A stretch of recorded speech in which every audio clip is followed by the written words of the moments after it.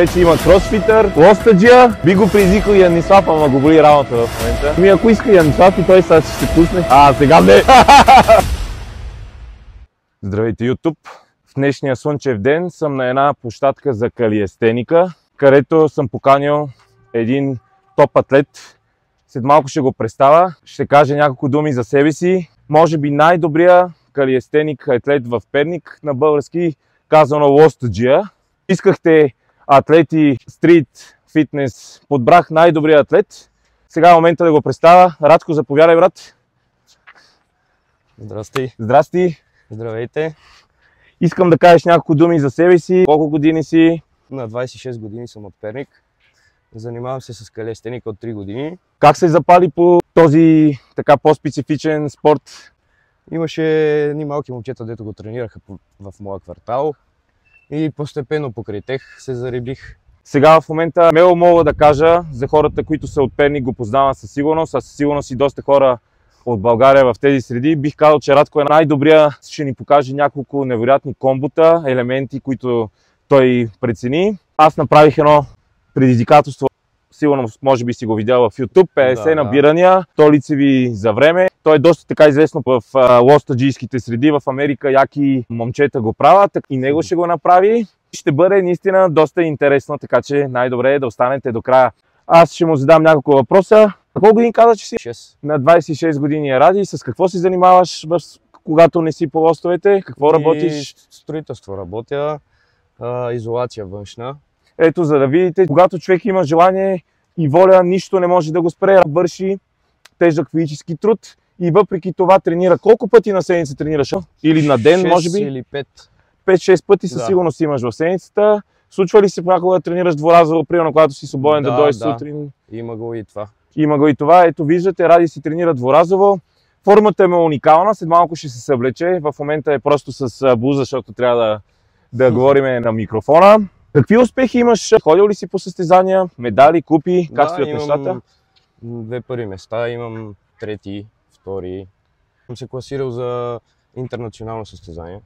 За чуждестранно състезание. Имаш амбиции от тук нататък да се развиваш в тази сфера или просто на този етап ти е нещо като хоби, което си много добър в него? Искам да се развивам. Колко килограма си, Радко, в момента? 70 кг. Радко е точно 70. Кажи ми, взимаш ли някакви добавки, хранителни, протеинна прах, БЦА, аминокиселини, нещо взимаш ли изобщо? Креатин пия. Креатин пиеш, протеин? И трибуст. И трибуст. Съумяваш да се възстановиш. Аз, тъй като съм малко по-тежък от тебе, около 90 кг, и да ти кажа, чат-пат получавам възпаления по разни стави. Ти в предварителния разговор каза, че ти се възпаляват на тебе нерви. Това също е доста сериозен проблем при вас. Лошо, да. От 7 месеца контузия имам на гърба. Сега е по-лека, но не минава. В днешния ден, в който ще направим тези неща, как се чувстваш чисто спортно-технически от 1 до 10? Около 7. Около 7,5, добре, максимум 8, значи не си на 100%. Да, не съм, но да, се чувствам добре. На 7-80%.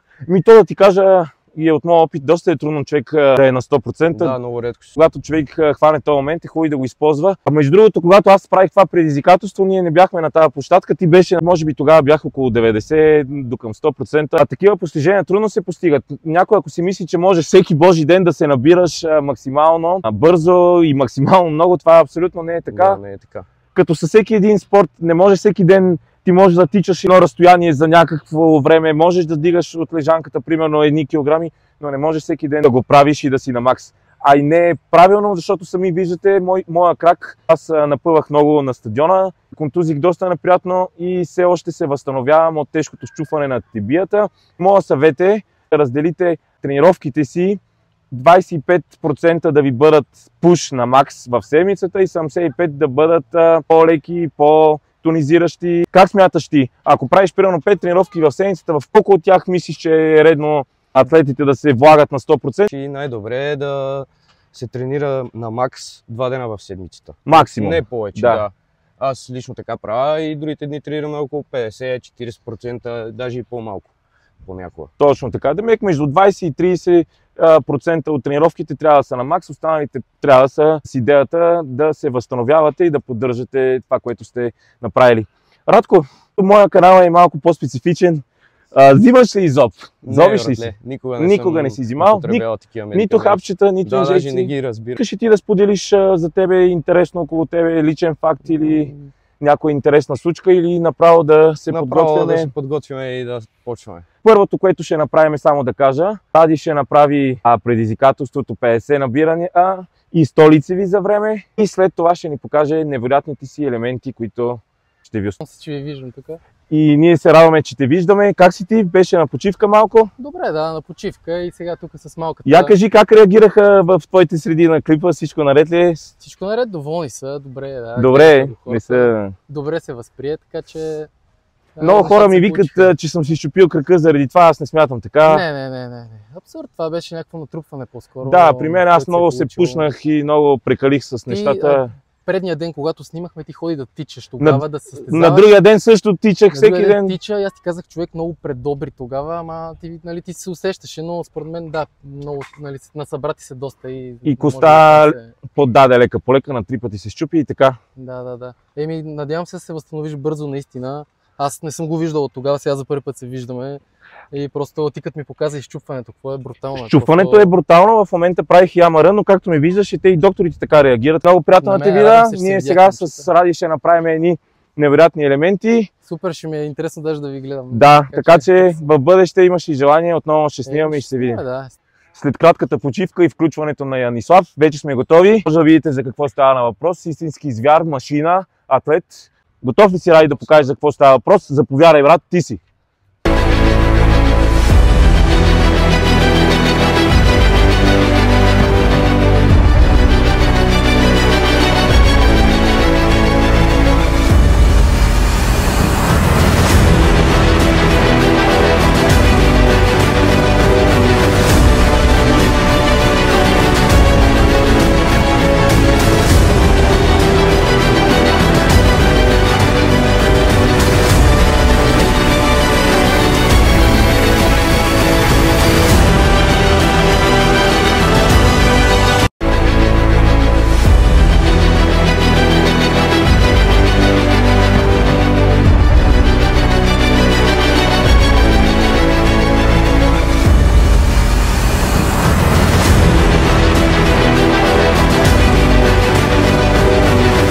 Браво, машина.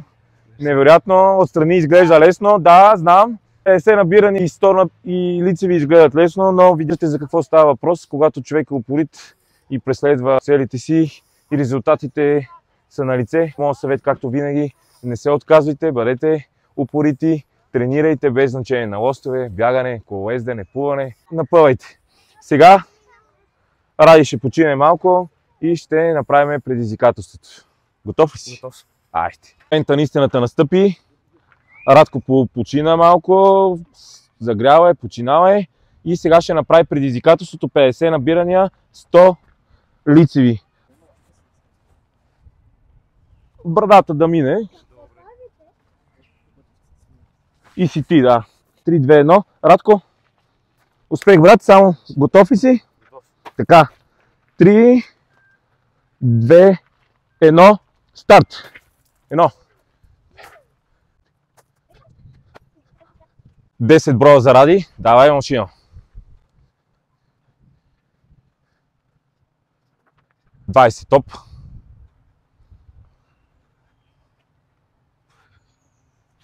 23, почивай. Тук също е важно да се отбележи, че е хубаво човек да си разпредели добре силата, възможностите. Аз тогава избрах да са по 10. Давай, 23, 24, 25, 26, 27, 28. Какво ще кажеш за хората, които смятат, че това е много лесно предизвикателство? Давай, машина. 29. Убий ги. 30. 31. 32. 33. 33. До тук времето е минута и половина, 33. Тук го подгребваме само топ атлети с Янислав. Сме негова публика. Дай, машина! 34, 35, 36, 37, 38, дай, момче. 38. Всичко вече му се е напомпало. 1. 41. Браво. Би го призвикал и Янислав, ама го боли рамото в момента. Ще го направя, няма проблем. Аз от 2 години си ме боли рамото, така че... Ами ако иска Янислав и той сега ще се пусне. Сега. Сега не. Давай, 1, 2, 3, 45, 46. Ай, още едно машина. Давай! 46, добре. Айде, дай 2. Давай машина. 1, 2, 3, последно. Не, още едно имаш. Добре. Топ. До тук е 3 и 30 да се види. 1, 2, 3,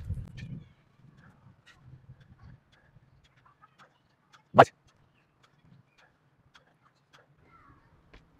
30. Но тук сме малагитка на Ради, така че 1,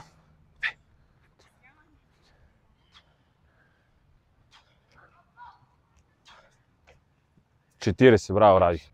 Обаче напомпването е зверско. 45.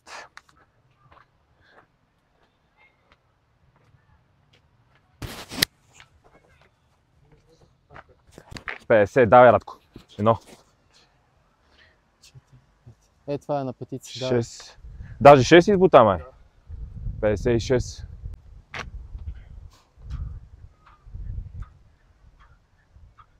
Миналата година мърфа, като правихме с жилетките, нали? С Да, 10 кила. 62. 200 лицеви само на петиции. От началото до края. Така ли? 5, иначе не е изкарване. В смисъл, ти можеш, ти имаш много сила. 6, 7, 8, 68. А за колко време минахте мърфа тогава? Ами аз го направих за 51 минути. 51 минути. С жилетката. С жилетката, да. Да. 68, още 32 заради.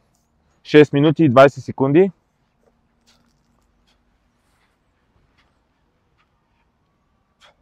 74, 5, 6, 80.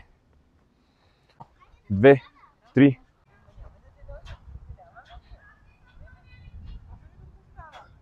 6, да, още една шестица.